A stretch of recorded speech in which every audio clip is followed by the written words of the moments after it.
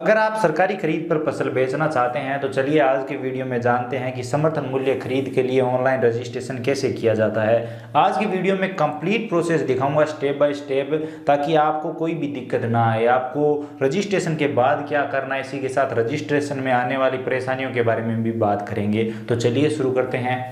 इसके लिए सबसे पहले ईमित्र आईडी को लॉगिन कर यूटिलिटी सर्विस का चुनाव करेंगे। यहाँ पर राजफेड लिख के सर्च करेंगे। जैसे ही राजफेड लिखेंगे आपके सामने राजफेड फार्मर रजिस्ट्रेशन सर्विस आ जाएगी। इस सर्विस का चुनाव करेंगे। थर्ड पार्टी पोर्टल के लिए ओके करेंगे। यहाँ पर आपको थोड़ा सा इंतजार करना है, वेबसाइट पर रीडायरेक्ट होने में टाइम लगता है।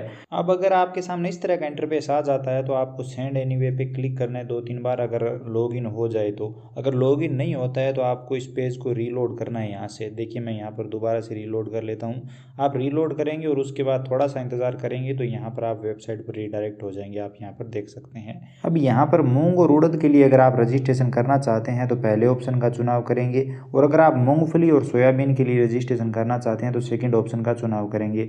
यहाँ पर कुछ ज़रूरी इंस्ट्रक्शन दी हुई है, वो आपको पहले पता होनी चाहिए ताकि आपको रजिस्ट्रेशन करने में कोई भी दिक्कत ना आए। जैसे कि सुबह 9 बजे से शाम के 7 बजे तक आप रजिस्ट्रेशन करवा सकते हैं।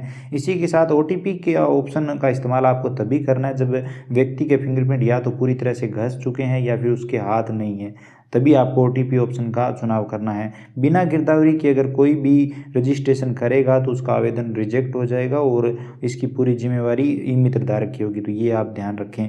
इसी के साथ यहाँ पर बताया गया है कि एक आधार कार्ड एक जन आधार कार्ड से एक ही रजिस्ट्रेशन होगा। इसी के साथ मान लीजिए आप मूंग और उड़द दोनों बेचना चाहते हैं तो दोनों को एक साथ ही आपको ऐड करना होगा, अलग अलग आप रजिस्ट्रेशन नहीं कर सकते। इसी तरह से आप मूंगफली और सोयाबीन को अलग अलग नहीं बेच सकते, दोनों का एक रजिस्ट्रेशन में ही आपको दोनों को ऐड करना होगा। इसी के साथ यहाँ पर आपको ये भी ध्यान रखना है कि जो गिरदावरी अभी आप लगा रहे हैं वही गिरदावरी तुलाई के समय वहाँ पर होनी चाहिए। अगर अलग गिरदावरी हुई तो वो मान्य नहीं होगा, आपकी तुलाई नहीं करवाई जाएगी। इसी के साथ यहाँ पर और भी कुछ ज़रूरी सूचनाएं दी हुई है, तो आप एक बार पढ़ लीजिए, उसके बाद ही अपना रजिस्ट्रेशन शुरू करें। अब यहाँ पर जिस भी फसल को आपको बेचना है, जिस भी फसल के लिए रजिस्ट्रेशन करना है, उस फसल का नाम देखकर उसके ऊपर आपको क्लिक कर देना है। उसके ऊपर जैसे ही क्लिक करेंगे यहाँ पर आपका फॉर्म शुरू हो जाएगा। जैसे कि यहाँ पर आपको सबसे पहले बता दिया जाएगा कि आप किसके लिए रजिस्ट्रेशन कर रहे हैं, ओके करेंगे और यहाँ पर आप उसी किसान के नाम से आवेदन करें जिसके नाम से गिरदावरी है। तो यहाँ पर ये बात भी आप ध्यान में रखें जो मैं आपको पहले ही बता चुका हूँ। तो ओके करेंगे, फॉर्म आपका शुरू हो जाएगा। अब यहाँ पर सबसे पहले आपको या तो जन आधार कार्ड की रसीद संख्या दर्ज करनी है। अगर जन आधार कार्ड नंबर है तो जन आधार नंबर यहाँ पर आप दर्ज करेंगे। अगर वो भी आपके पास नहीं है तो आप भामाशाह कार्ड नंबर, आधार नंबर भी आप दर्ज कर सकते हैं। तो चलिए हम यहाँ पर जन आधार नंबर दर्ज करते हैं। तो यहाँ पर जैसे ही हम जन आधार कार्ड नंबर दर्ज करेंगे तो जन आधार कार्ड में जितने भी सदस्य होंगे वो सभी सदस्य हमारे सामने आ जाएंगे। इनमें से जिस भी व्यक्ति के नाम से हमें रजिस्ट्रेशन करना है उसे सेलेक्ट करेंगे। उसके बाद सेलेक्ट करें पे क्लिक करेंगे। जैसे ही सिलेक्ट करें पे क्लिक करेंगे आधार ऑथेंटिकेशन का ऑप्शन आपके सामने आ जाएगा। यहाँ पर आप चेकबॉक्स पे क्लिक करेंगे, किसान का फिंगरप्रिंट लेंगे। अभी यहाँ पर फिंगरप्रिंट का ऑप्शन आ रहा है और कई बार यहाँ पर OTP का ऑप्शन आता है। तो चलिए फिंगरप्रिंट ले लेते हैं। अगर फिंगरप्रिंट नहीं आएगा तो यहाँ पर आपको बता दिया जाएगा कि किसान का फिंगरप्रिंट नहीं आया है। अगर आपके सामने इस तरह का OTP का ऑप्शन आए तो भी आपको कोशिश करनी है कि फिंगरप्रिंट से ही आप रजिस्ट्रेशन करें, ताकि आपको आगे डॉक्यूमेंट वगैरह न भेजने पड़े। अब यहाँ पर सबसे पहले उस किसान का नाम जो फसल लेकर जाएगा उसका नाम यहाँ पर दर्ज करेंगे। वो किसान लघु या सीमांत किसान है या नहीं जिसके नाम से आप रजिस्ट्रेशन कर रहे हो, हाँ या ना में बताएंगे। अब अगर ये आवेदन बटाईदार करवा रहा है तो बटाईदार की डिटेल भी आएगी। यहाँ पर पूछा जा रहा है कि क्या ये आवेदन बटाईदार के द्वारा करवाया जा रहा है, तो आप हाँ कर सकते हैं। और भूमि मालिक का जन आधार नंबर यहाँ पर आपको दर्ज करना होगा। इसी के साथ यहाँ पर आपको बताना होगा कि एग्रीमेंट कब हुआ है। खरीद के अंदर डिटेल में सबसे पहले किसान की जहाँ पर ज़मीन है वो तहसील चुनेंगे। उसके बाद यहाँ पर क्रय विक्रय सहकारी समिति का चुनाव करेंगे। उसके बाद खरीद के अंदर कौन सा है वो यहाँ पर आप सिलेक्ट कर लेंगे अपने हिसाब से। तो हमने सिलेक्ट कर लिया है उदाहरण के लिए। उसके बाद यहाँ पर किसान की डिटेल आएगी जिसमें ज़मीन बतानी होगी कहाँ पर है, कौन से पटवार का है, कौन सा गाँव है वो यहाँ पर बताना है। उसके बाद खाता संख्या क्या है, यहाँ पर ज़मीन की खाता संख्या पूछी जा रही है तो ये आपको गिरदावरी में मिल जाएगी, या फिर आप किसान से भी पूछ सकते हैं। तो वो खाता नंबर यहाँ पर दर्ज करेंगे। उसके बाद कुल कितने खसरे हैं तो ये भी आपको गिरदावरी में मिल जाएंगे। जितने भी खसरे हैं वो अंकों में यहाँ पर आप दर्ज कर दीजिए। अगर आपको मुरबा नंबर है तो वो जितने भी मुरबे हैं वो यहाँ पर दर्ज कर दीजिए। उसके बाद खसरा नंबर क्या है तो वो यहाँ पर आप दर्ज कर दीजिए। अगर एक से अधिक खसरे हैं तो वो सभी यहाँ पर आप लगा दीजिए खसरा नंबर में।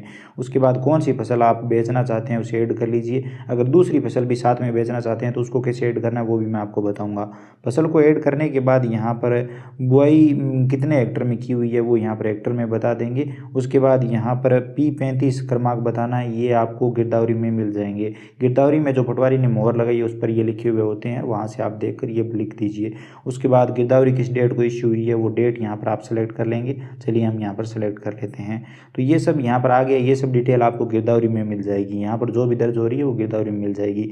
यहाँ पर गिरदावरी की PDF अपलोड करनी है जिसका साइज 150 KB से कम रखना है और भूमि विवरण जोड़े पे क्लिक करना है। यहाँ पर विवरण सेव हो जाएगा, ओके करेंगे। अब यहाँ पर अगर आप साथ ही दूसरी फसल भी बेचना चाहते हो तो वो भी ऐड कर लेंगे, नहीं तो रिकॉर्ड सेव करें पे क्लिक करेंगे। यहाँ पर खाता नंबर और मोबाइल नंबर ध्यान से चेक कर लीजिए क्योंकि खाते में पैसे आएंगे और मोबाइल नंबर पर SMS आएगा, तो वो आप ध्यान से चेक कर लीजिए। और अगर सारी डिटेल आपको सही लगती है तो रिकॉर्ड सेव करें पे क्लिक करेंगे, रिकॉर्ड सेव हो जाएगा। जनरेट टोकन पे क्लिक करना है सिर्फ एक बार जनरेट टोकन पे क्लिक करने के बाद पेज रीलोड होगा। रीलोड होते ही प्रिंट रिसिप्ट पे आपको क्लिक करना है। रिसिप्ट का प्रिंट आउट आ जाएगा, प्रिंट पे क्लिक करेंगे। रिसिप्ट का प्रिंट आउट निकाल कर आप किसान को दे देंगे, या फिर अगर आपने खुद का रजिस्ट्रेशन किया है तो खुद के पास सेव करके रख सकते हैं।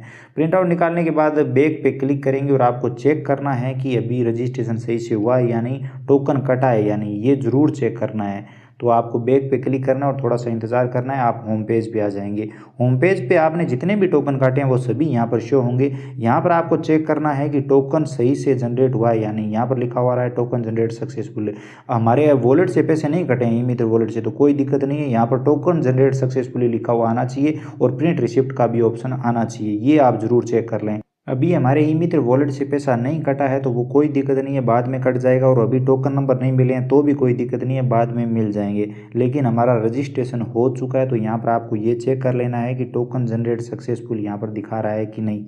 इसी के साथ अगर बाद में कभी भी आप किसान को प्रिंट आउट निकाल कर देना चाहें तो वो आप यहाँ से दे सकते हैं, तो वो प्रिंट का ऑप्शन भी यहाँ पर आपको देखने को मिल जाता है, जिससे आप बाद में कभी भी रिसिप्ट प्रिंट रजिस्ट्रेशन कंप्लीट होने के बाद आपको एक रिसिप्ट मिल जाती है। रिसिप्ट में कंप्लीट डिटेल दी हुई होती है, टोकन नंबर वगैरह। इसी के साथ आपको गिरदावरी भी उसके साथ अटैच करके रख लेनी है और इंतजार करना है अपना नंबर आने का। जब आपका नंबर आएगा तो आपके मोबाइल नंबर पर SMS आ जाएगा, जो मोबाइल नंबर आपने दर्ज किए हैं उस मोबाइल नंबर पर SMS आएगा और आपको बता दिया जाएगा कि इस डेट को आप अपनी फसल बेच सकते हो।